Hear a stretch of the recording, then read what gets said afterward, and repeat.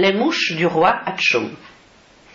Au-delà des montagnes, fleuves, bassins, bref, dans un pays vraiment lointain, là où les crabes aiment passer l'hiver, où les oiseaux pondent des œufs dorés, où le poivre pousse, la fougère fleurit, le chant des cygnes chacun ébloui, le roi Michel régna de longues années, et qui le voyait tout de suite fuyait. Bien que le roi sévère soit commun, on ne connut pas de souverain qui provoqua tout le temps des conflits. Il perçait tout d'un regard ennemi, cassait des chaises, brisait la vaisselle, et était sans cesse tellement cruel que tous les courtisans frémissaient, parce qu'ils étaient fort épouvantés. Pourtant, quand une personne tremble de peur, elle fait tout très mal et à l'envers. Donc, dans ce trouble, le lord chancelier apposa de travers 2 cachets. Le lord trésorier, au mois d'avril, perdit la clé de la trésorerie. Le prince chambellan, d'une allure moche, chaussa les 2 souliers du pied gauche. Même les ravissantes dames de la cour se promenaient tristes et sans humour. Tous les gens s'affligeaient, soupiraient, craignant le monarque tout le temps fâché. Lorsque le roi prononçait un discours, un nouveau malheur eut lieu un jour, car à chaque mot, notre éminence éternua fort et avec violence, ce qui voilà bien sans discuter le sens de son royal exposé. Le roi dit: « Ma très bonne politique apporte les ce qui explique pourquoi on ne pourrait pas trouver de monarque avec de tels effets J'avertis mes adversaires qu'en atchoum, ils seront enfermés, car il faudrait les gifler un peu. Vive les rois! Vive la tchoum! C'est assez. » Les auditeurs de cet exposé s'exclamaient tout le temps: « À vos souhaits !»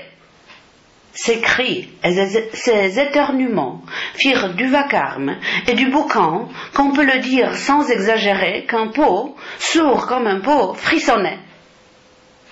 Le roi appela tout de suite 100 médecins. Ils étaient très vieux et aussi bien instruits et sages que 1000 experts ayant les têtes enflées de lumière. Le premier dit: « Le rhume passera quand on frottera le nez de cet onguent. » L'autre dit: « Voilà l'essence d'herbe de pré qui donne toujours d'excellents effets. » Le suivant dit: « Pour guérir le roi, il faut qu'il mange 5 grenouilles ce soir. » Ensuite, ils partirent. Pourtant le roi prit ses remèdes et éternua avec un tel bruit et tel fracas que c'est Hatchoum qu'on nomma le roi. Ces éternuements continus duraient du matin jusqu'à la nuit. Le roi se mettait très en colère et avait une si mauvaise humeur que tous s'évanouirent effrayés. Un certain jour, au mois de février, un jeune homme arriva au palais.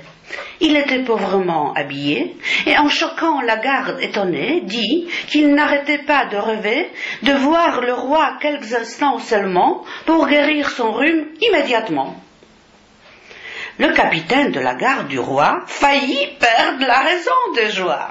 Et en le disant à son chef, il rit, croyant que c'était une plaisanterie. Celui-là, riant à gorge déployée, répéta tout au lord chancelier. Le lord chancelier pensa de nuit. Enfin, il dit: « Amène-le ici. » Le long du portique richement orné, on mena l'intrus dans le palais, où assis dans la pourpre et l'or pur, le chancelier était aussi dur que le ciel noir pendant l'ouragan, et à ses côtés d'autres courtisans. Le vagabond leur dit: « Chers messieurs, agréez mes hommages, s'il vous plaît, et un bas salut. Je m'appelle Mercure.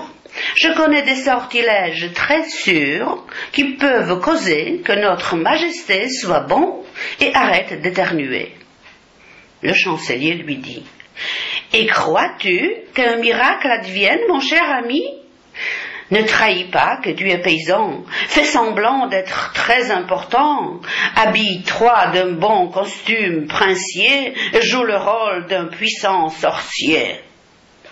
Bientôt, un courtisan apporta une bonne nouvelle pour réjouir le roi, que dans sa cour vint justement un sage qui le guérirait sûrement. Le roi dit: « Cette maladie me tue, qu'il vienne ici me sauver la vie. » Un drôle d'homme arriva en turban et dans une robe longue excessivement. Il fit au roi un salut très bas et dit: « Je suis le fameux Ben Boujala. Je suis arrivé du bout du monde pour vous guérir d'une lésion profonde. Je veux ici vous démontrer ce que je sais faire, votre majesté. » Le roi dit: « Je suis si fatigué qu'en récompense, je vous offrirai la main de ma fille la plus jolie, si vous arrêtez mes graves ennuis. » Le magicien puissant répondit: « Soyez sire le plus gentil possible et le plus doux depuis ce moment, si vous voulez vous guérir vraiment. Moi, Ben Boujala, je vous sauverai, alors croyez-moi, votre majesté. » Après, notre Mercure quitta le roi, et alors le monarque tant changea et fut tellement gentil tout le temps que tous s'étonnèrent énormément. Il salua chacun gentiment et devint un monarque excellent. Il éternua sans arrêt, mais ne doutait pas du mage étranger. À la cour, les jours lentement passaient. Mercure rentra une semaine après. Il prit de sa poche un attrape-mouche et fit des gestes étranges et farouches. Puis il prononça quelques mots bizarres. Soudain, une nuée de mouches très noires fut chassée du nez du roi Michel. Alors le bruit courut jusqu'au ciel que tous les malheurs furent terminés. Le roi avait des mouches dans le nez et qu'il se sentait déjà très bien car un attrape-mouche ôta ses peines. En effet, le roi, dès ce jour-là, privé de mouches, n'éternua pas. Ayant donc une agréable humeur, il donna un bal pour son sauveur. Ben Boujala, vêtu pompeusement, ayant l'air extrêmement imposant, fut présenté comme le gendre du roi. Pourtant, notre Mercure ne savait pas que la princesse, bien que née noble, était la plus dégoûtante au monde.